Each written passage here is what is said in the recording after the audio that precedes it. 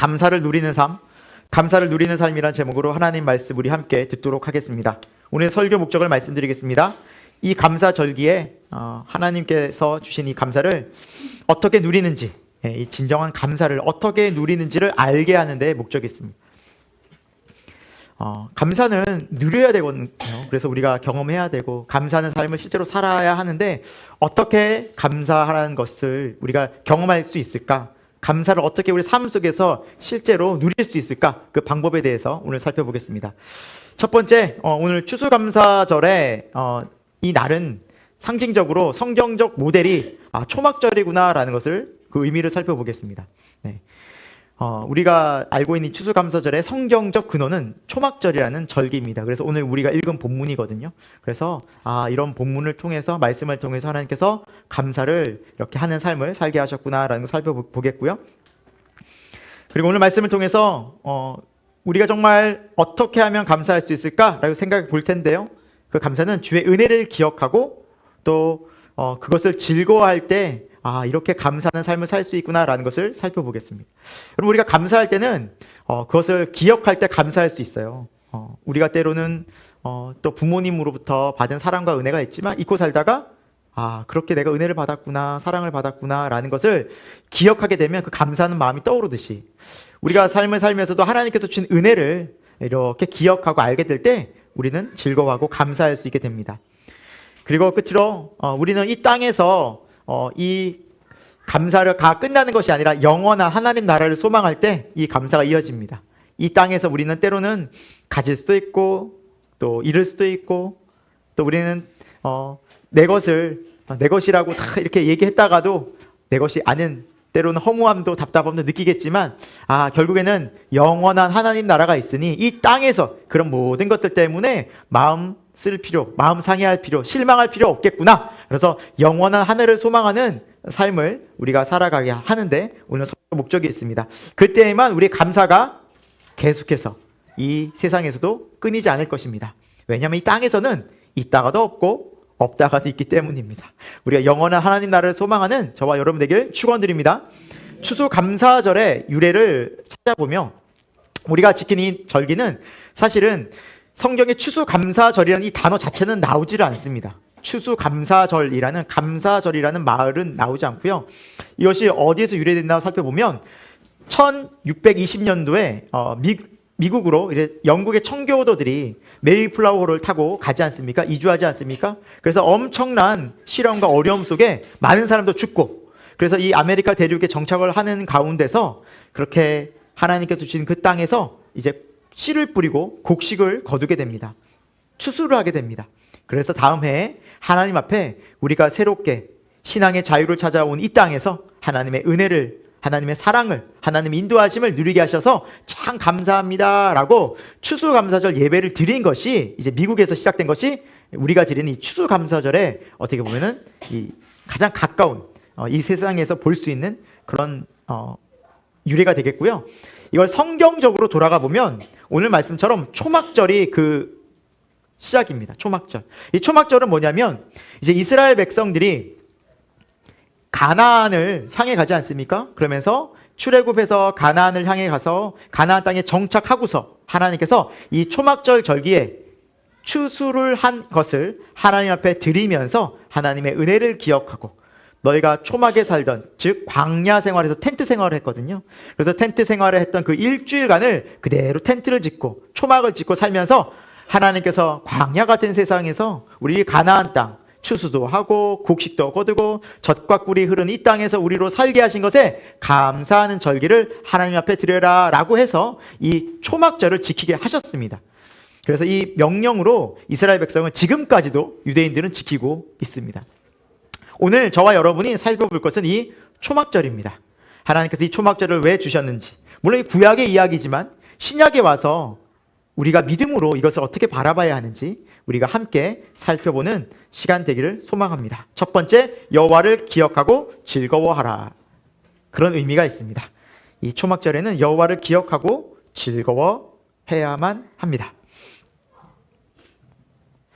오늘 본문 말씀인데요. 우리 한번 33절, 우리 34절 말씀인데요. 같이 한번 읽어보도록 할까요? 같이 읽습니다. 시작. 여호와께서 모세에게 말씀하여 이르시되 이스라엘 자손에게 말하여 이르라. 일곱째 달 15째 날은 초막절이니 여호와를 위하여 이레 동안 지킬 것이라. 아멘. 여러분, 유대인들에게는 특히 3대 절기가 있었어요. 예. 우리나라는 좀 크게 명절이 있다고 하면 뭘 지킵니까? 설, 그렇죠? 그리고 추석, 그렇죠? 뭐 크게는 이렇게 뭐 아주 날짜를 또 쉬면서 또 지키지 않습니까? 이스라엘은 3가지 절기가 있었어요. 첫 번째, 유월절이 있었고요. 이 유월절은 여러분, 이스라엘의 달력은 이 6월절로부터 시작이 돼요. 그래서 우리가 쓰는 이 현재 태양력과 달라요. 그래서 이스라엘의 달력에 지금 7월이라고 말했잖아요. 본문에 7월. 이 7월은 우리 7월이 아닙니다. 우리보다 한 3개월 정도 더 전입니다. 그러니까 우리로 따지면 10월 정도가 되는 거지, 이 7월이라는 것이. 이 왜 6월절을 지키려 6월절이 이 이스라엘의 첫 달이 됐냐면 출애굽한 그 해가 이스라엘의 새로운 시작이다라고, 구원이 너희의 새로운 해다라고 해서 이 6월절이라는 첫째 달을 지키면서 이스라엘은 그렇게 첫째 달, 둘째 달, 셋째 달을 지킵니다. 그래서 이스라엘이 출애굽한 그 날을 첫째 달로 계산해서 이스라엘은 그렇게 달력을 만들었어요. 따로 유대인들만 쓰는 달력을. 그래서 우리랑 차이가 있습니다. 그래서 유대인의 뭐 6월이다, 뭐 5월이다, 7월이다 하면 우리로 생각하면 한 3개월 정도 플러스를 하면 됩니다. 그것이 바로 이제 6월절이 지키는 날이었고요. 두 번째는 맥추절이라고 있습니다. 이 맥추절은 뭐냐면 소위 얘기하는 오순절이라고도 하는데 6월절에다가 플러스 50을 합니다.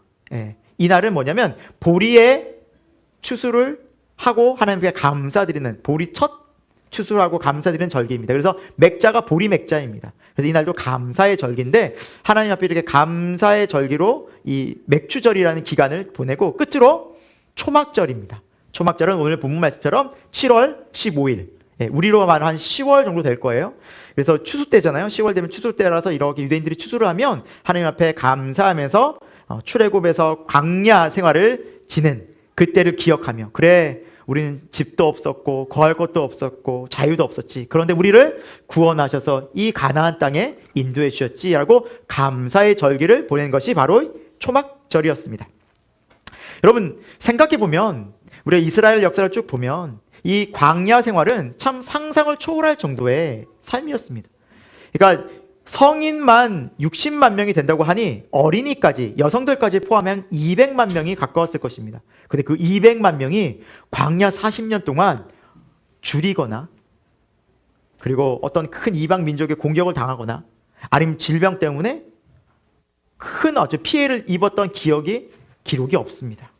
다 하나님께서 구름 기둥과 불 기둥으로 지켜주고 만나를 매일마다 먹여주시고, 그리고 물을 반석에서 주시고 적들의 침입을 막아주시고.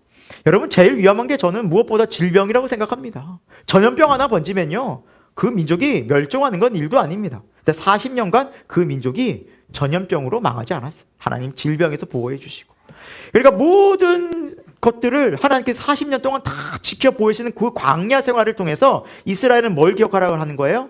하나님이 너희와 함께 한다는 기억하라는 거예요. 그래서 이거는 영적으로 어떤 의미가 있습니까? 이스라엘은 영적으로 보면 오늘날 우리를 말합니다. 교회를 말합니다. 하나님의 백성을 말합니다. 하나님의 선민을 말합니다. 지금 하나님께서 구원하여 이 땅에서 거룩하게 불러내신 교회를 의미합니다. 그것이 영적 이스라엘인 교회입니다. 하나님이 이 광야 같은 곳에서 우리를 지키시고 보호하시고 함께 하신다는 약속을 우리 또한 이 하나님의 말씀을 통해서 배울 수 있다는 사실입니다. 이스라엘은 광야 생활을 하면서 철저히 이런 훈련을 했습니다. 텐트 생활을 했거든요. 그럼 텐트 생활을 하면서 언제 어떻게 이동하느냐? 구름 기둥이 이동을 하면 이동을 했어요. 그러니까 하나님께서 낮에는 구름 기둥을 이렇게 비춰서 태양을 가려주셨거든요. 그래서 이렇게 텐트 생활을 하다가 어느 순간 구름이 이동을 해요. 그러면 텐트를 걷어야 돼요. 그게 사인이에요. 이동해라. 내가 너에게 가야 할 곳으로. 그럼 구름이 가는 곳으로 가는 거예요. 그 큰 구름이 인도하시는 곳으로 가서 구름이 멈춰요. 그 구름 밑에서 뭘 쳐요? 텐트를 치는 거예요. 이걸 몇 년 동안 했다고요? 40. 참 단순하죠. 그럼 왜 이걸 하셨을까요? 하나님이 말씀하시면 이동하고 말씀 안 하시면 쓰고, 그러니까 말씀을 따라 움직이는 신앙생활을 연습시킨 거예요. 여러분, 신앙생활은 하나님의 말씀을 따라 순종하는 삶입니다. 그런데 여러분, 이 신앙생활을 시작하시면서 또 우리 교회 생활을 하시면서 이게 단순하지 않구나라는 걸 알 수 있습니다. 쉽지 않구나.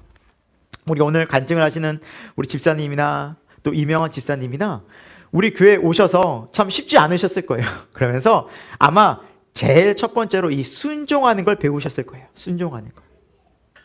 뭐 아까 우리 이명환 집사님 짧게 간증했지만 교회 와서 예배만 드리고 훅 가셨거든요. 지난 수십 년간 그렇게 이제 신앙생활 하시다. 우리 교회 오니까 뭐 셀 모임을 또 하라고 그러고 뭐 셀 모임 끝나고 가려고 하니까 뭐 훈련 받으라 그러고 막 그냥 너무 힘든 거예요. 너무 힘든 거예요. 네. 근데 그런 훈련의 과정을 거치고 말씀의 훈련을 받고 기도의 훈련을 받고 보니까 지금 스스로가 감사를 표현하는, 오히려 하나님이 정말 나와 함께 하시는구나를 경험하는 실제적인 삶을 살게 된다는 사실입니다. 여러분, 신앙생활 하실 때 나 이렇게 신앙이 안 자랄까, 나 쭉쭉 성장했으면 좋겠는데 신앙생활은요 3일 만에 완성, 100일 완성 이런 게 없습니다. 꾸준하게 하나님 말씀에 순종하는 것이 쌓이고 쌓이면서 성장하는 줄 믿으시기 바랍니다. 이게 하나님께서 우리에게 광야를 통해서 알려주신 놀라운 영적 비밀이다라는 사실입니다. 자, 오늘 말씀 우리 42, 43절 우리 같이 한번 읽어보도록 하겠습니다. 시작! 너희는 이레 동안 초막에 거주하되 이스라엘에서 난 자는 초막에 거두할지니 이는 내가 이스라엘 자손을 애굽 땅에서 인도하여 내던 때에 초막에 거주하게 한 줄을 너희 대대로 알게 함이니라. 나는 너희 하나님 여호와이니라 라고 말씀하고, 여러분 하나님께서는 먹을 것도 없고 쉴 곳도 없는 광야에서 그들을 인도하셨다라는 것을 자자손손 대대로 기억하게 하기 위한 장치가 초막절이었어요. 그래서 애굽 땅에서 인도하던 때를 기억해서 초막에 일주일 동안 살라는 거예요. 그래서 광야 생활을 기억하고, 여러분 다음 세대, 이제 가나안 세대는 그걸 모르지 않습니까? 조상들 어떻게 살았는지. 그리고 그때 이야기를 들려주는 거예요. 너희들이 태어나기도 훨씬 전에 여호와께서 이런 일을 하셨단다. 그래서 그런 이야기를 계속해서 하는 겁니다. 이야기하는. 그래서 그 기억을 계속해서 심어주는 겁니다. 여호와께서 함께 하시는구나, 하나님 우리 인도하시는구나. 그것을 계속해서 마음에 새기는 겁니다. 그럼 어떤 마음이 들까요? 그래, 하나님께서 함께 하시지. 하나님께서 함께 하신다는 것을 우리가 알고 경험할 때 나타나는 현상이 뭐냐면 즐거움입니다. 기쁨입니다. 여호와께서 함께 하시는 것이 우리에게 나타나는 증거가 기쁨입니다. 사랑하는 여러분, 우리 신앙생활이 기쁩니까? 하나님을 믿는 것이 즐겁습니까? 그 증거가 무엇이냐면 하나님 나와 함께 하신다는 증거예요. 하나님이 함께 하신 사람은 반드시 즐겁습니다. 다른 게 없어도, 뭐가 채워져서가 아니라 주님 때문에 즐거워하는 은혜가 있습니다. 기독교 신앙의 핵심은 바로 기쁨에 있습니다. 기쁨에 있습니다. 즐거움에 있습니다. 자, 우리 레위기 우리 23장 40절 말씀 같이 한번 읽어봅니다. 시작! 첫날에는 너희가 나온 무성한 가지와 시내의 버들을 취하여 너희 하나님 여호와 앞에서 이래 동안 즐거워할 것이라. 네, 그 초막을 짓고 거기에서 즐거워하래요. 여호와를 기억하며. 여러분, 기쁨은요 저절로 생기지 않습니다. 기쁨은 기억할 때 생깁니다. 어떤 뭔가가 떠올 때 생깁니다. 여러분도 기쁜 기억을 떠올리고 소중한 추억을 떠올리고 행복했던 시간을 떠올리면 나도 모르게 즐거워지지 않습니까? 바로 그러한 원리입니다.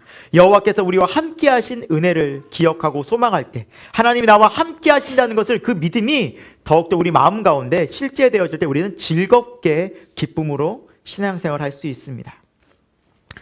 제가 고등학교 다닐 때 제 밑에 3살 어린 동생이 있는데 중학교 다녔었고요.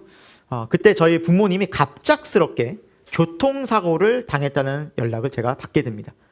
그 소식을 듣고 병원에 갔는데 정말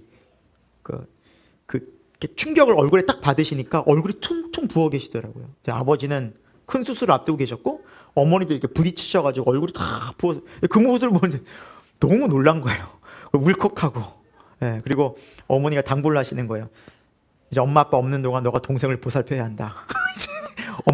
엄마는 곧 빨리 갈게 라고 하는데 그것이 언제인지도 모르겠고 하여튼 그러면서 이제 집으로 돌아왔죠. 제 동생도 집에 있으니까. 와, 그냥 막막한 거예요. 갑자기 생각지도 못한. 갑자기 이 일이 닥치니까 뭐 어떻게 해야 될지. 근데 저희 집에 그때 그 말씀을 이렇게 넘기는 말씀 달력이 있었어요. 크게 이제 걸려져 있는 게 하나 있었는데 그때 달력에 이 말씀이 있었어요. 다만 이뿐 아니라 우리가 환난 중에도 즐거워하나니 이는 환난은 인내는 연단을 소망을 이루는 줄 알미니라. 환난 중에도 즐거워한다는 거예요. 이 말씀이 눈에 확 들어오는 거예요. 아니 도대체 하나님 어떻게 환난 중에도 즐거워할 수 있다고 말씀하시지? 그런데 이렇게 하나님의 말씀은 우리 마음 가운데서 진짜 생명과 능력이 되는 게 다른 게 붙잡을 게 없으니까 저 말씀을 붙잡는 거예요. 하나님 저 정말 저렇게 되게 좀 도와주세요. 지금 너무나 제가 두렵습니다. 어떻게 해야 될지 막막합니다. 염려가 됩니다. 지금 어떻게 살아야 될지, 동생을 어떻게 봐야 될지, 어떻게 지금 내일서부터 어떻게 도시락을 싸가야 될지 너무나 힘듭니다. 지금 하나님 저 좀 도와주세요. 근데 이 말씀이 저를 붙잡는 거예요. 그래서 저 말씀을 계속 묵상했어요. 그러면서 하나님이 주신 마음이 딱 있어요. 우리의 삶은 환난만 있다면 절대 즐거워할 수 없어요. 그런데 환난이 인내를 낳아요. 인내가 계속 쌓이면 연단이 되고요. 마지막에는 소망을 낳아요. 어떤 소망입니까? 여호와 하나님이 나와 함께 하시는구나. 아, 그래서 소망이 있는구나. 이 지금의 환난을 하나님께 나를 홀로 두지 않는구나. 아, 그 믿음이 생기는 거예요. 말씀으로부터. 그래서 그 말씀을 다시 한번 붙잡고 제가 살았던 기억이 있습니다. 그래서 지금도 이 말씀은 그때를 떠올리게 합니다. 네. 정말 하나님의 말씀은 살아있고 활력이 있죠. 우리 마음과 생각을 지키시죠. 아멘. 여러분 하나님의 말씀은 정말 능력입니다. 그 어려운 순간에 그 힘든 상황에 하나님 그 말씀을 보여주셨다고 생각합니다. 수많은 달력의 말씀들이 있었지만 그 말씀이 그곳에 있었던 건 저는 우연이 아니라고 믿습니다. 하나님께서 지금도 살아 역사하신 하나님께서 내가 너와 함께하고 있다는 것을 보여주신 약속의 말씀이라 전 믿습니다. 여러분 순간순간 어려운 위기가 찾아올 것입니다. 지금도 여러분 어쩌면 큰 환난과 어려움과 고난 속에 계신 분들이 있을 것입니다. 막막한 길 가운데 있는 분이 계실 것입니다. 여러분 여호와를 바라보십시오. 하나님을 의지하십시오. 하나님 반드시 말씀하십니다. 여러분 그리고 그 말씀을 마음에 담으십시오. 묵상하십시오. 기억하십시오. 그러면 그때 하나님 나와 함께 하신다는 담대한 믿음으로 여러분의 마음이 감사와 즐거움이 회복될 수 있습니다. 상황은 달라지지 않겠지만 하나님이 여러분의 마음을 붙잡으시는 것을 경험하게 될 줄로 믿습니다. 여러분 우리 삶 속에서 궁극적인 목적은 뭐냐면 하나님은 우리가 광야 같은 세상에서 내가 너와 함께 한다는 것을 보여주기 원하십니다. 그래서 하나님은 이스라엘 백성을 광야로 보내신 거예요. 가나안으로 바로 보내실 수도 있었어요. 그러나 그곳에 가면 가나안의 문화로 또 그곳에서 하나님 잊어버리기 너무 쉽습니다. 그래서 광야 같은 곳에서 오직 하나님을 바라보면서 하나님 중심의 삶을 경험케 하신 거예요. 사랑하는 여러분, 저와 여러분의 일생 속에서 하나님께서 주시는 마음을 더 마음속에 깊이 담으시기를 소망합니다. 여러분 하나님의 마음은 이래요. 하나님 우리에게 이런 마음을, 이런 삶을 주기 원하신다. 예레미야서는 말씀합니다. 우리 같이 한번 읽어봅니다. 시작. 여호와의 말씀이니라. 너희를 향한 나의 생각을 내가 아나니 평안이요 재앙이 아니니라. 너희에게 미래와 희망을 주는 것이니라. 아멘. 아멘.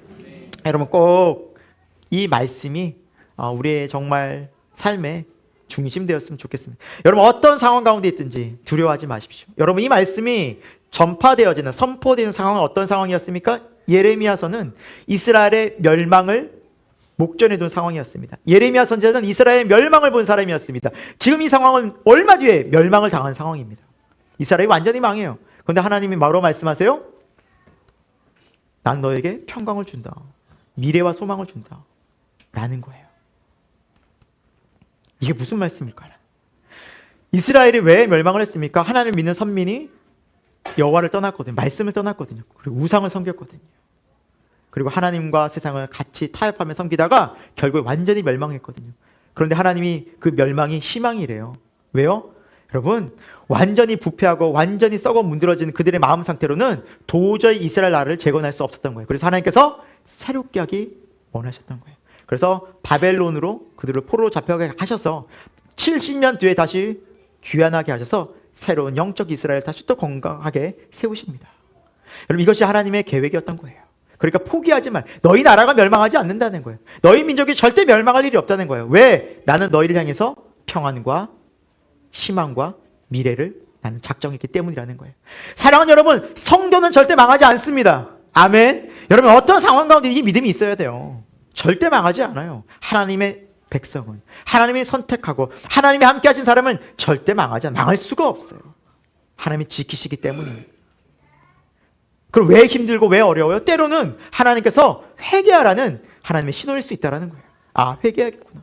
내가 하나님을 자꾸 잊어버리고 하나님을 떠나고 하나님 없이도 내 스스로가 살 수 있다는 이 자만감, 이 교만함을 회개하라는 거예요. 그때 하나님께서는 우리에게 다시 소망과 새로운 미래와 이런 평강을 주실 줄로 믿습니다. 그럴 때 우리가 필요한 것이 바로 이 12, 13절입니다. 가만히 있지 말라는 거예요. 하나님께서 소망을 주시고 미래를 주시는데 우리가 해야 할 일이 있습니다. 우리 12, 13절 읽습니다. 시작! 너희가 내게 부르짖으며 내게 와서 기도하면 내가 너희들의 기도를 들을 것이요 너희가 온 마음으로 나를 구하면 나를 찾을 것이요 나를 만나리라. 아멘. 여러분 여호와께서는 항상 말씀하십니다. 그런데 그 말씀을 누가 경험하는가 하는 거예요. 기도하는 자가 경험합니다. 기도하는 자가. 믿음으로 기도하는 사람이 이 하나님의 약속의 말씀을 성취한다는 거예요. 여러분 그래서 이거는 우리의 의무예요. 기도하셔야 돼요. 가만히 있다고 해서 평안이 오는 것이 아닙니다. 그냥 하나님 다 알아서 하시겠지? 그냥 나는 그냥 가만히 있어야지. 이렇다고 우리가 이런 삶을 누릴 수 있는 것이 아닙니다. 우리 할 역할이 있는 거예요. 우리는 뭐예요? 간절히 여호와께 나가서 기도하고 간절히 여호와를 온 마음 다해 찾아야 돼요. 그때 여호와께서 우리 마음에 함께 하심을 경험하게 된다는 약속입니다. 사랑하는 여러분, 여호와께서 우리에게 주신 것은 정말 평안과 소망과 미래입니다. 저도 이 목회를 하고 때로는 힘든 상황 속에서 하나님께서 어떻게 이 교회 가운데 역사하셨는지 늘 기억합니다. 아무것도 없었던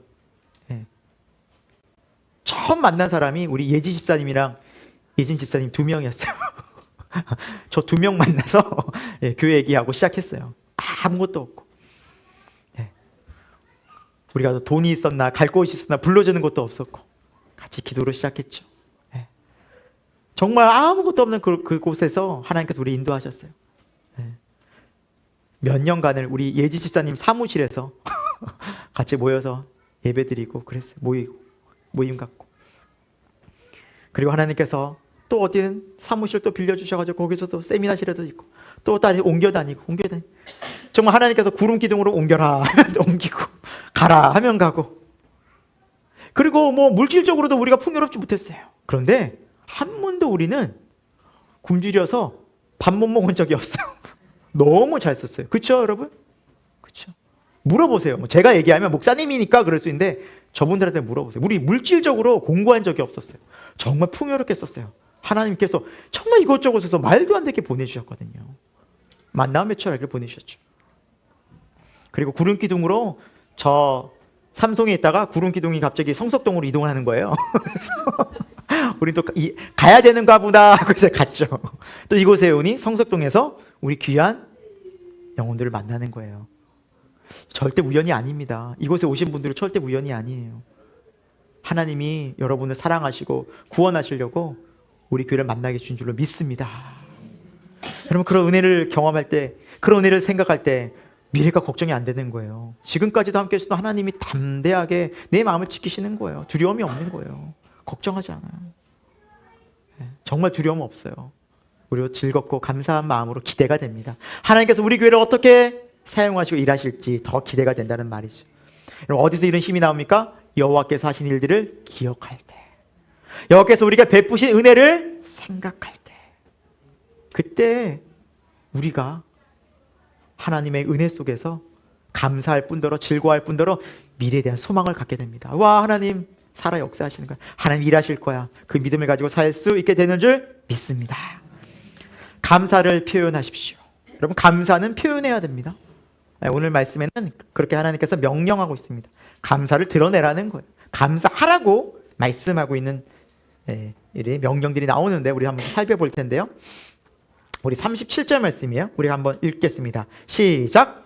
이것들은 여호와의 절기라. 너희는 공포하여 성회를 열고 여호와께 화제를 드릴지니 번제와 소제와 희생제물과 전제를 각각 그날에 드릴지니라고 말씀하고 있어요. 여러분, 제사를 드릴 때 희생제물이 있잖아요. 그 제물은 누가 준비합니까? 드리는 사람이 준비할까요? 백성이 준비할까요? 제사장이 준비할까요? 네, 백성들이 준비해요. 백성들이 제물을 갖고 가야 됩니다. 그러니까 각각 집에서 귀하고 자기 것들을 선별해서 흠이 없는 것들을 준비해서 가는 거예요.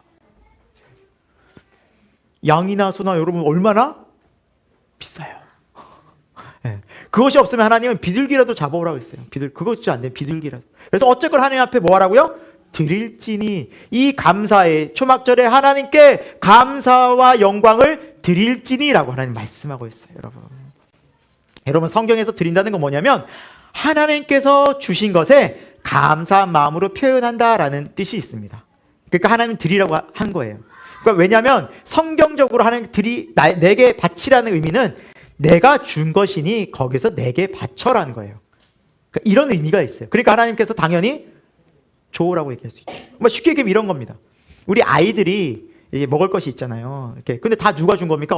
아이들은 엄마 아빠가 사준 거죠.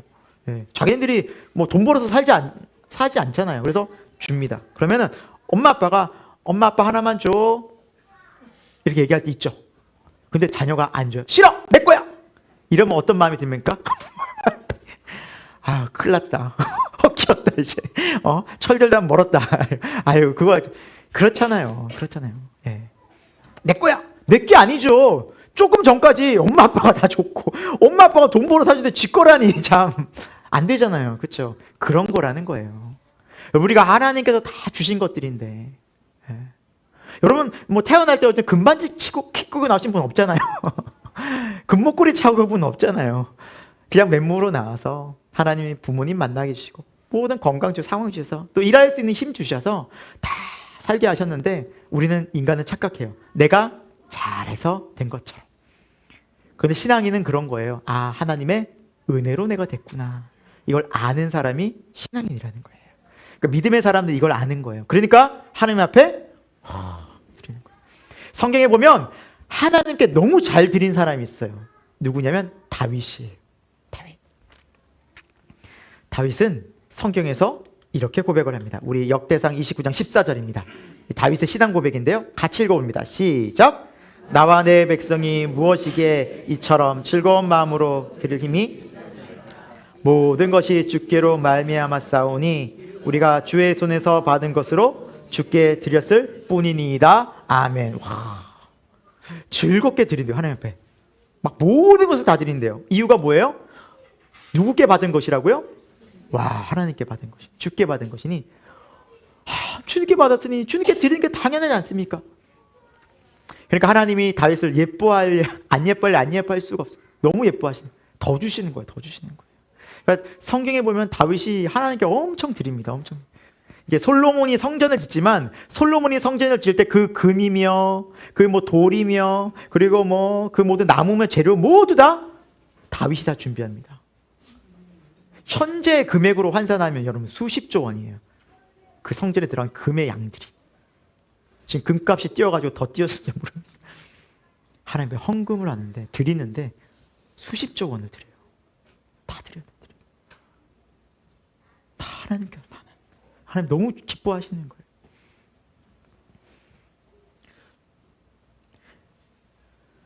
자, 여러분 오늘 또 이 말씀 순종하고 듣고 다 드려야 되는구나 하고 막 억지로 드리지 마시고, 자, 즐거운 마음으로 드리래요.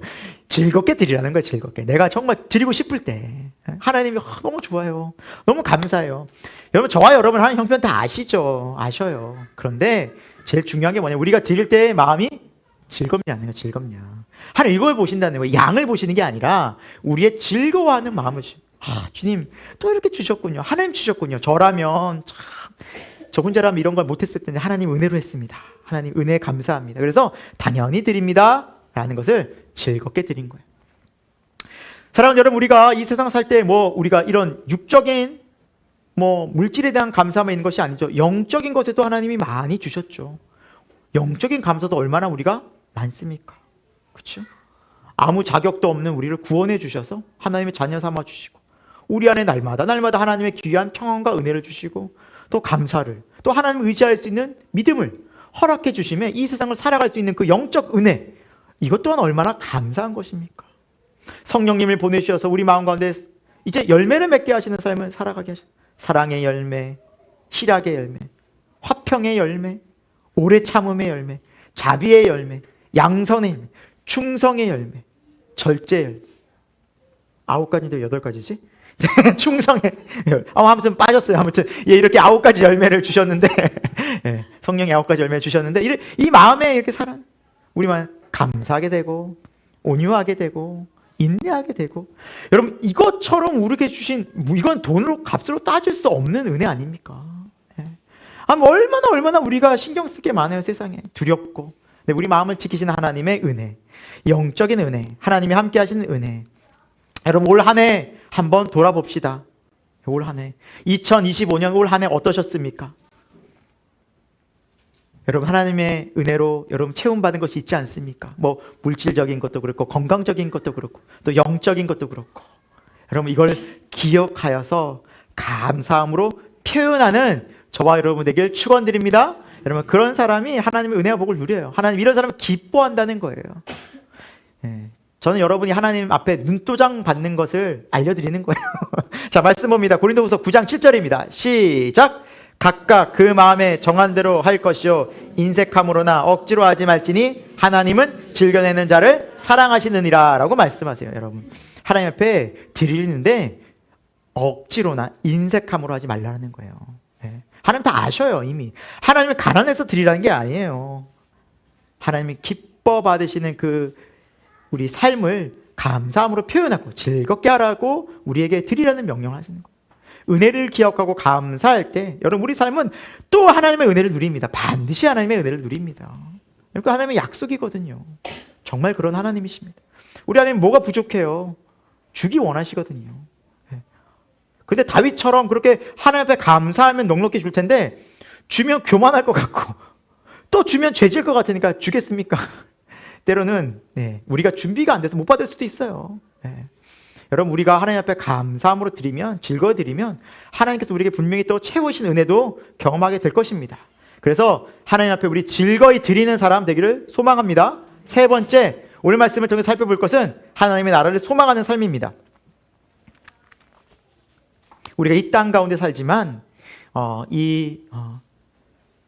이스라엘이 초막절을 지내면서 초막에 이렇게 지내는 것들은 이 땅에서 우리가 소망이 있는 것이 아니라 영원한 하늘의 소망을 두라라는 메시지가 있습니다. 우리 같이 39절 말씀인데요, 같이 한번 읽어보겠습니다. 시작.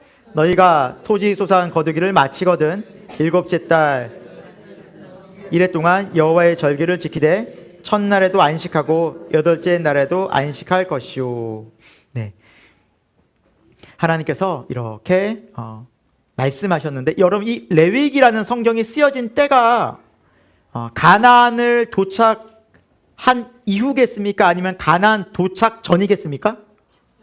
도착 전이죠. 그렇죠? 전입니다. 그러니까 가나안 도착 전에 광야에서 주신 말씀이에요. 그렇죠? 그런데 지금 뭐라 말씀하고 있습니까? 너희가 토지 소산 거두기를 마치거든. 이런 일은 지금 일어났어요? 안 일어났어요?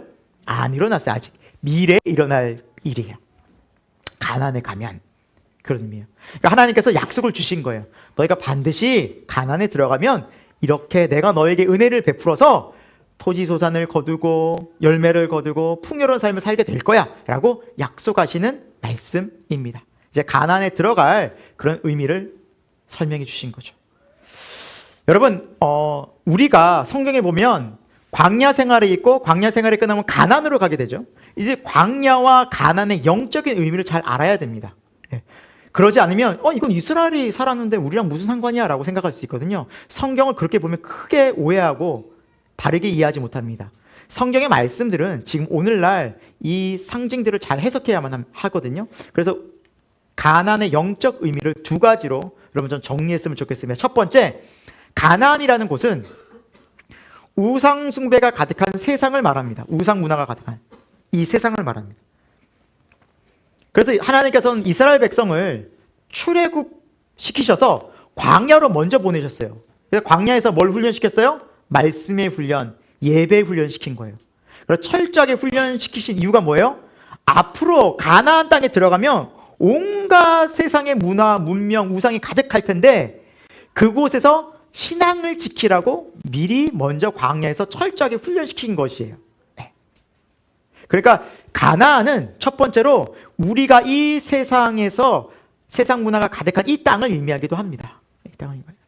그래서 여러분 신앙생활 하실 때 또 때로는 처음 시작할 때 하나님이 이러저러 훈련시킬 때가 많습니다. 말씀의 훈련, 뭐 기도의 훈련, 또 예배의 훈련, 계속해서 들으라는 훈련시킵니다. 왜 그래요? 이제 하나님의 백성으로, 하나님의 거룩한 하나님의 자녀로 이 땅에서 빛의 자녀로, 소금의 자녀로 살게 하기 위함인 것입니다. 그것 때문에 훈련시키시는 것입니다. 두 번째, 가나안의 상징적 의미는 장차 우리가 들어갈 하나님 나라를 의미합니다.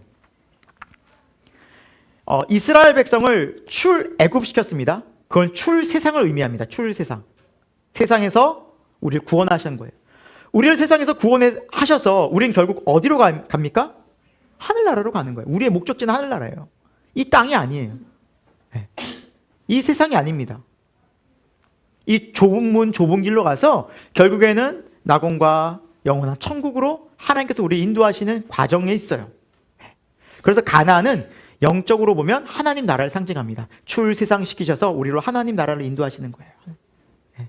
그 과정 속에서 광야에서 순종의 길, 또 믿음의 길을 걷게 하시는 거예요. 말씀도 훈련시키고 하나님이 어떤 분인지를 알리는, 하나님과 함께하는 삶을 배우는 거예요. 여러분, 그래서 여러분이 이 세상에서 살 때 왜 이렇게 힘들지? 예수님 믿는데도 왜 이렇게 어렵지? 왜 이렇게 내 자신은 계속해서 죄와 싸우지? 라는 것에 대해서 너무 염려하지 마시고, 그게 바로 신앙생활이다라는 사실입니다. 우리 로마서 8장 18절 말씀 볼까요?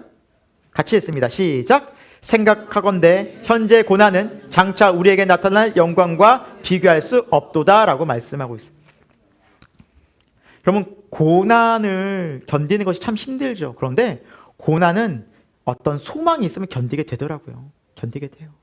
충분히 견디게 돼요. 소망이 있으면 견디게 돼요. 네. 저는 이러한 그 말씀을 볼 때 군 생활이 참 많이 기억이 납니다. 군 생활은 처음부터 고난의 시작이거든요.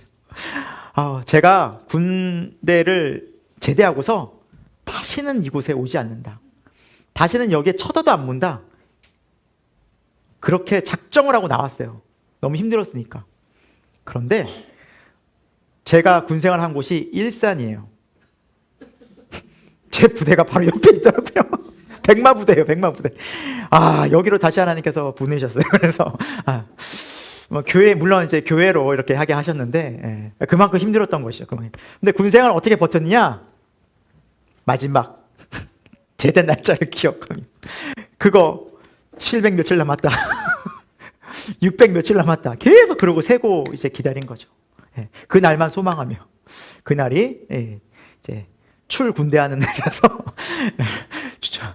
그래서 그렇게 소망을 가지니까 견디게 되더라고요. 결국 힘들어도 참자. 왜? 그런 말이 군대는 명언이 있거든요. 국방부의 시계를 거꾸로 매달아도 시간은 간다. 그러니까 아무리 힘들어도 견디면 된다라는 마음으로 이렇게 살게 됐는데, 여러분, 세상에 우리가 살다 보면 고난도 있죠. 예수님 믿어도 고난이 와요. 그런데 하나님께서는 그 고난 속에서 우리와 함께 하십니다. 우리로 홀로 겪게 하신 것이 아니라 함께 하시고 항상 하나님 나라의 소망을 품고 살게 하십니다. 그리고 하나님 나라의 영원한 것을 바라보면서, 그래, 지금 나는 육체의 고난을 겪지만 우리 내면은, 우리 영혼은 더 성장하는 것을 경험합니다. 내가 이런 사람으로 바뀌어지고 있구나. 여러분, 천국에 가면 여러분 성장하지 않습니다. 천국에 가면 영적으로 자라지 않아요. 여러분 마음 상태 그대로 가요. 이제 그 상태예요. 천국에 가면 고난이 없어서 어려움이 없어서 여러분 더 이상 성장할 길이 없어요. 이 땅에서만 성숙합니다. 여러분 내면이 자라요. 영적으로 성장해요. 하나님은 그것을 계속해서 길리기 원하시는, 하나님의 사람으로 영원한 천국에 나타난 부활의 몸을 입고 영광스러운 하나님 나라와 좋게 비교할 수 없다는 이 믿음이 여러분 날이 가면 갈수록, 여러분 인생을 살아가면 갈수록 선명해지기를 소망합니다. 성경은요 우리에게 우리 일생이 이렇다고 말씀합니다. 베드로전서 2장입니다. 같이 읽습니다. 시작. 사랑하는 자들아, 거류미가 나그네 같은 너희를 권하노니 영혼을 거슬러 싸우는 육체의 정욕을 제어하라. 아멘. 우리가 이 세상 사는 것이 뭐라고요? 거류민과 나그네라는 거예요. 예. 우린 여기가 본향이 아니라는 거예요. 예. 그래서 우리가 이 세상 살 때는 믿음의 생활을 하려고 하면 이 세상과 부딪힌다는 거예요. 육체 정욕이 계속해서 우리가 부딪혀요. 우리 영혼과 신앙과 부딪혀요. 그런데 오늘 말씀을 보니까 육체 정욕을 뭐 하라고 나와 있어요? 제어하래요. 제어하. 예. 여러분, 브레이크 없는 차만큼 위험한 게 어디 있습니까? 급발진하는 차만큼 위험한 게 어디 있습니까? 신앙생활은요, 영적으로 내 마음을 제어하는 거예요. 육체의 정욕을 제어하는 거예요. 그리고 제어하다는 뜻을 원문에 살펴보니까 멀리하다는 뜻도 해요. 멀리하다. 여러분, 내가 죄 짓는 것을 멀리해야 돼요. 내가 안 좋은 생각 있고 또 안 좋은 곳에 가려고 하고 안 좋은 거 자꾸 보려고 하면 멀리해야 돼요. 그걸 가까이 하고는 절대 우리를 죄를 끊을 수 없어요. 육체의 정욕을 이길 수가 없어요. 당해낼 재간이 없어요. 그걸 멀리하고 우리가 제어하는 저와 여러분 되길 소망합니다. 여러분, 그래서 성경은 우리가 육체를 따라 행하지 말고 성령을 따라 행하라. 성령을 따라 행하라. 하나님이 말씀하시는 것들을 행하라라는 거예요. 우리 한번 말씀 한 곳 더 볼까요? 주님께서 우리에게 이렇게 말씀하십니다. 우리 마태복음 6장 31절, 32절입니다. 읽습니다. 시작. 그러므로 염려하여 이르기를 무엇을 먹을까, 무엇을 마실까, 무엇을 입을까 하지 말라. 이는 다 이방인들이 구하는 것이라. 너희 하늘 아버지께서 이 모든 것이 너에게 있어야 할 줄을 아시느니라. 여러분, 아멘이죠? 여러분, 근데 오해하면 안 돼요. 오해하면 이 말씀을. 먹고 사는 문제를 하나님께 안 구하면, 예를 들어서 내가 이제 직장 취업을 해야 돼요. 네. 뭐 예를 들면은 내가 어떤 일이 있어서 뭐 이사를 가야 해요. 뭐 먹고 사는 문제 때문에 기도하지 말라고 했으니까, 구하지 말라고 했으니까 염려하지 말, 이거 구하지 말아야지 라고 하면 안 돼요. 이건 구하셔요. 구하셔도 돼요. 구해야 돼요. 그런데 여기서 염려하여 이르기를 이라는 말씀이 있어요. 염려하여. 그러니까 우리 마음에 뭘 구하기 전에 항상 염려하는 마음이 있으면서 이걸 구하지 말라는 거예요. 하나님을 믿으면서 구하라는 거예요. 네. 여러분, 우리가 이 세상 살 때 선택해야 될 거 참 많습니다. 구해야 될 거 참 많이 있어요. 그런데 우리가 자꾸 그걸 염려하면서 구하지 말라는 거예요. 염려하면서. 그러니까 우리 마음에 염려와 근심이 있는 상태에서 구하는 것은 하나님 기뻐받으시 않는다는 거예요. 왜 염려해요? 불안하니까. 근데 염려할 필요가 없어요. 무엇을 먹을지, 또 우리 일생을 누가 인도하세요? 왜? 하나님. 광야 생활 그거 경험한 거잖아요. 신앙생활. 먹을 거 하나님이 주셨고, 마실 거 하나님이 주셨고, 입을 거 하나님 다 주셨거든요. 거기 공장이 있었던 거 아니에요. 광야에. 어디서 물건 찍어내가지고 거기서 생산한 게 아니라고요. 다 하나님 주신 거예요. 그러니까 그걸 살 수 있다는 거예요. 하나님은 우리에게. 그래서 너희가 먼저 염려하여 이르기를 무엇을 먹을까 마실까 염려하지 말라는 거예요. 그것 때문에 막 구하지 말라는 거예요. 이 염려가 무엇을 낳습니까? 여러분, 염려하면 내가 어떤 일에 대해서 만족이 안 됩니다. 염려하는 사람들은. 염려하는 사람의 특징은 만족이 안 돼요. 늘 불안해요. 그게 채워지면 또 다른 염려가 찾아오거든요. 그걸로 만족이 안 되거든요. 또 비교해요. 그렇게 사는 사람들. 염려하는 사람들의 특징은요, 원망해요. 원망. 아, 이거밖에 안 되나? 이거밖에 안 주세요. 더 주셔야죠. 그러니까 이런 마음들이 우리 안에 있으면서 구하지 말라는 거예요. 하나님 그렇게 우리에게 주실 분이 아니라는 거예요. 믿음으로 구하고, 하나님은 내 일생 분명히 책임져 주신다고 약속하셨지. 여호와 하나님이라고 말씀하셨잖아. 나 선한 목자시잖아 라고, 아버지잖아 라고 믿고 구하면 주시는 것에 감사할 수 있는데, 내 인간적인 생각으로, 내 바람으로 기준치들이 있다면 절대 만족이 안 돼요. 여러분, 무슨 염려가 있으십니까? 그러니까 성경은 말씀하고 있잖아요. 아무것도 염려하지 말고 모든 일에 기도와 간구로 감사함으로 하는 게 아니라는 거예요. 그러니까 염려가 찾아오면 여러분, 이것은 신앙적으로 계속해서 우리가 세상의 육체의 정욕을 따라가는 거예요. 염려는. 여러분, 그 염려를 하나님께 맡기시기 바랍니다. 기도하셔야 돼요. 정말 기도하셔야 돼요. 염려를 갖고 기도하지 말라고 하잖아요. 그렇죠? 염려를 갖고.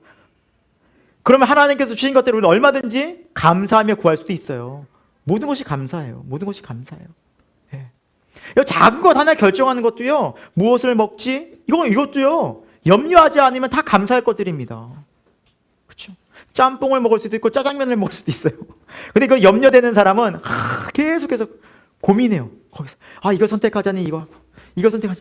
계속 거기서 마음에 갈등이 있고. 근데 이런 사람은 짬뽕만 짜장만 갈등하는 것이 아니에요. 매사에 갈등해요. 이거 선택할까?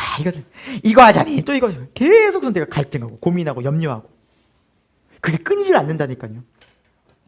짜장을 먹어도 감사, 짬뽕을 먹어도 감사, 이거를 주심에 감사, 또 이 색깔 주심에 감사. 그냥 모든 선택들을 감사하는 사람은 염려하지 않고 구하게 돼요. 하나님 이거 구합니다.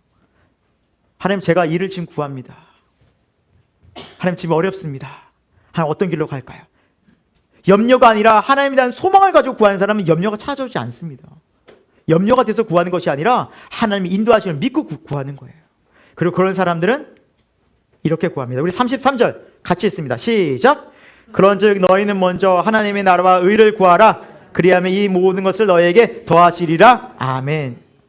여러분, 하나님 이 일을 통해서 하나님 뭐 기뻐 받으시기 원하십니까? 하나님 제가 이 일을 선택하려고 합니다. 하나님 뭐 기뻐하시겠습니까? 하나님 원하시는 게 무엇입니까? 라고 구하는 사람들은 염려와 두려움 가운데 구하는 것이 아니라 하나님의 나라와 뜻을 구하면서 내가 하나님 앞에 쓰임받기를 소망하면서 구합니다. 얼마나 소망의 기도를 드릴까요? 이거 하나님의 나라와 의를 먼저 구하면서 간구하는 거예요. 그때 하나님이 약속하십니다. 그래, 내가 너 마음 안다. 내가 나머지도 채워줄게. 너 두려워하지 마. 내가 너 쓸 거 채워줄 거야. 염려하지 마. 근심하지 마. 너 영원한 것 구했으니, 나의 것을 구했으니 내가 이 땅에 사는 거 책임져 줄게. 그건 하나님 책임져 주시는 거예요. 근데 우리는 반대예요. 땅의 것을 엄청 구하고 있고요. 하나님 것을 안 구해요. 그러니까 힘든 거예요. 힘든 거예요. 여러분, 우리가 먹고 사는 문제 때문에 성경은 힘들지 않다고 말합니다. 성경을 보십시오. 먹고 사는 문제는 해결이 됐어요. 이미 우리에게 믿는 사람들은 자족하는 은혜가 있습니다. 성경은 뭐라 말씀하세요? 우리에게 먹을 것과 입을 것이 있으면 족한 줄로 알라. 여러분 아침 드셨습니까? 점심 드실 겁니다. 옷 입으셨죠? 족하다는 거예요. 이게 뭘 더 구할 필요가 없는 거예요. 그 이상은 뭐예요? 우리의 사실은 욕심이에요. 근데 이것이 쌓이잖아요. 감사가 없어요. 생각해 보십시오. 거긴 감사가 없거든요. 만족이 없어요. 끊임없는 욕구만이 쌓여 있어요. 거기 하나님이 계실까요? 아니요. 그러니까 우리 못 누리는 거예요. 감사를 누리지 못해요. 실제되지 못해요. 사랑하는 여러분, 오늘 이 시간 여러분께서 하나님께서 주신 것들에 대해서 한번 생각해 보십시오. 건강, 가정, 또 물질, 여러분 먹는 것, 여러분 만나는 사람들, 여러분의 일터들, 여러분 생각해 보면 감사할 것 아닙니까? 또 이 나라, 이 대한민국, 여러분 이렇게 자유롭게 예배드릴 수 있는 나라가 세상에 많지 않습니다. 우리나라처럼 이렇게 자유가 있는 나라가 세상에 많지 않아요. 근데 우리 감사치 않아요. 너무너무 이 부분에 대해서 생각지도 않고 당연한 것처럼 얘기해요. 그러나 정말 우리 감사해야 돼요. 이 감사가 쌓이면 어떤 일이 벌어질까요? 즐거운 거예요. 기쁜 거예요. 하나님에 대한 소망을 가지는 거예요. 그리고 하나님 나라와 의를 위해서 내가 더 살아갈 수 있는 믿음이 생겨요.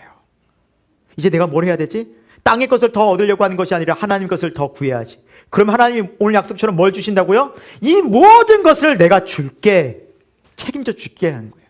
그러니까 우리가 관심 가져야 될 것은 이 땅의 것이 아니라 하늘의 것입니다. 그러면 땅의 것은 누가 채우십니까? 하느님이 채우십니다. 이게 신앙생활의 영적 원리입니다. 여러분 그래서 기도하라는 거예요. 여러분 힘으로 살 필요 없는 거예요. 내 힘으로 살아보려니까 힘든 거예요. 기도는요 내 힘이 아니에요. 하나님의 능력으로 산다라는 거예요. 말씀을 순종해 보십시오. 이것은 내 힘이 아니에요. 하나님의 힘으로 산다라는 겁니다. 이런 인생이 저와 여러분 가운데 날마다 깊어진 은혜의 길 축원드립니다. 말씀을 마무리합니다. 오늘 말씀은 일주일간 초막에 지내라고 말합니다. 초막, 지금 유대인들이 지은 초막인데요. 이렇게 생활을 한다고 합니다. 지금 유대인들이. 집 놔두고 뜰이나 공간에 다. 며칠 생활한다고요? 일주일. 아마 여기서 뭐 예를 들어 샤워 시설이 없으니까, 화장실이 없으니까 아마 그거 왔다 갔다 다닐 거예요. 여기 둘 수 없으니까.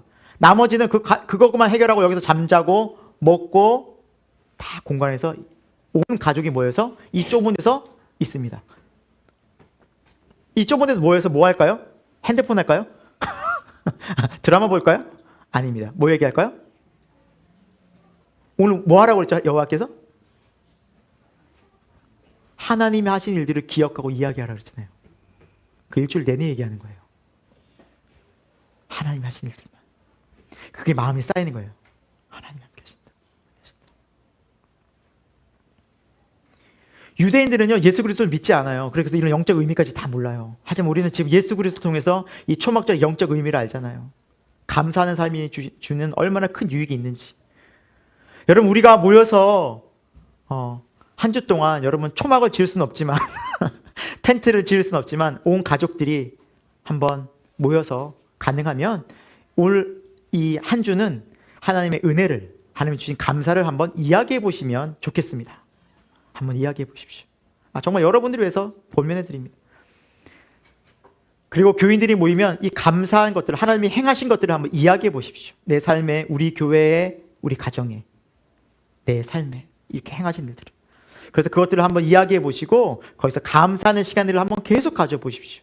어떠한 기적이 일어나는지, 여러분 삶 가운데 어떻게 여호와께서 역사하시는 걸 경험해보고 이 소망의 믿음을 가지고 우리가 하루하루 살면서 저 영원한 천국에 가는 그날까지 이 좁은 길을 넉넉히 걸어가게 하실 줄로 믿습니다. 여러분, 저와 여러분 이런 믿음 되기를 축원드립니다. 기도합니다. 하나님 아버지, 우리의 일생이 하나님의 손 안에 있습니다. 하나님이 인도하신 가운데 있습니다. 하나님은 우리를 반드시 구원하시고 우리를 도우시고 우리와 함께 하십니다. 그런데 우리가 그것을 왜 누리지 못합니까? 우리가 여호와를 기억하지 못했습니다. 하나님께서 행하신 일들을 우리가 너무 쉽게 잊어버렸습니다. 그리고 또 하나님 이 세상과 비교하고 더 원한다고 우리의 욕심을 가지고 더 간구했습니다. 염려와 근심 속에 우리가 지냈던 날들이 너무나 많음을 회개합니다. 하나님 아버지, 하나님께서 주신 것들을 기억하고 그 안에서 즐거워하고 감사하는 인생 되게 하여 주옵소서. 그리고 거기서만 멈추는 것이 아니라 그 감사가 기억되어질 때 하나님 앞에 감사함을 표현하고 드리는 인생 되게 하여 주옵소서. 그리고 하나님, 우리는 이 땅 가운데 소망이 있지 않습니다. 우리는 나그네입니다. 우리의 소망은 영원한 하늘에 있습니다. 하나님 나라를 소망하며 이 땅에서의 삶에 마음 빼앗기지 않고 먼저 하나님의 나라와 의를 구하며 하나님의 영광을 바라볼 수 있는 우리 신앙생활 될 수 있도록 날마다 우리를 인도하여 주옵소서. 예수 그리스도 이름으로 감사하며 기도드립니다. 아멘. 하나님, 모든 감사와 존귀와 영광을 하늘 아버지께 올려드립니다. 우리가 지금 지내고 있는 상황들, 하나님께서 다 은혜로 주신 것들임에 감사를 드립니다. 우리가 이거를 기억하지 못하고 당연하게 생각했던 우리의 죄를 용서하여 주옵소서. 하나님, 우리의 가정에 감사드립니다. 이렇게 하나님께서 만나게 주신 것도 은혜이건만 때로는 원망하고 불평하고 염려 속에서 지내지도 않았습니까? 감사를 회복하는 가정 될 수 있도록 인도하여 주옵소서. 하나님, 우리 일터에 감사드립니다. 우리 일자리에 감사드립니다. 일할 수 있는 것 참 하나님의 은혜입니다. 하나님께서 주시는 것들에 감사하고 하나님께 영광 돌리는 우리 일생 되게 하여 주옵소서. 하나님, 교회를 주심에 감사합니다. 이 믿음의 교회 허락해 주셔서 우리 주 예수 그리스도 더 알게 하시고 저 하나님 나라가 더 선명해지고 하나님 이 땅에서 영원한 하나님 나라를 바라보며 믿음과 용기와 담대함으로 하나님 이 세상을 살아갈 수 있도록 은혜 주심에 감사와 영광 올려드립니다. 하나님, 그리고 이 나라 주심에 감사합니다. 이 대한민국에 우리를 태어나게 해주시고 자라게 해주셔서 자유롭게 우리가 예배하고 이렇게 하나님의 은혜 가운데 자유를 누릴 수 있도록 은혜 주심에 감사와 영광 올려드립니다. 하나님, 우리에게 건강 주심에 감사합니다. 이렇게 건강 허락해 주셔서 우리가 하나님 찬양하고 예배하고 사람들을 만나고 아름다운 자연을 바라볼 수 있게 하신 것 너무나 감사함을 드립니다. 하나님, 이 모든 것들이 정말 하나님의 은혜임에도 불구하고 값으로 따질 수 없는 은혜임에도 불구하고 우리가 감사를 잃었을 때 하나님, 우리는 이 속에서도 염려하고 근심하고 기뻐하지 못하며 살아갈 수밖에 없는 인생이었습니다. 그러나 오늘 주의 말씀 주시고 하나님의 사랑과 은혜를 깨닫게 해주셔서 다시 감사를 회복하라고 말씀하여 주시니 감사를 드립니다. 다시 한번 우리 일생이 감사를 회복하여 한 주간 여호와께서 행하신 일들을 기억하고 감사하며 이제 날마다 범사에 감사하는 인생 되게 하여 주옵소서. 우리 잘 아는 아이들이 있습니다. 어릴 때부터 이 아이들이 감사를 알고 감사를 표현하는 복된 인생 되게 하여 주옵소서. 하나님 앞에 감사함으로 예물 드립니다. 하나님, 우리의 일생이 하나님 앞에 주신 것으로 감사함으로 기쁨으로 드리는 복된 다윗과 같은 일생이 되게 하여 주옵소서. 지금은 우리 주 예수 그리스도의 십자가의 은혜와 하나님 아버지 그 영원하신 사랑하심, 성령 하나님의 감화 감동 역사하심이 오늘 예배를 드리며 하나님 앞에 감사를 올려드리고 또 감사하는 신앙을 회복하기 위해서 기도하고 결단한 우리 새생명교회 모든 교우들과 저들의 가정과 일터와 또 이 나라 이민족 가운데 지금부터 영원토록 함께 하시기를 간절히 축원하옵나이다. 아멘.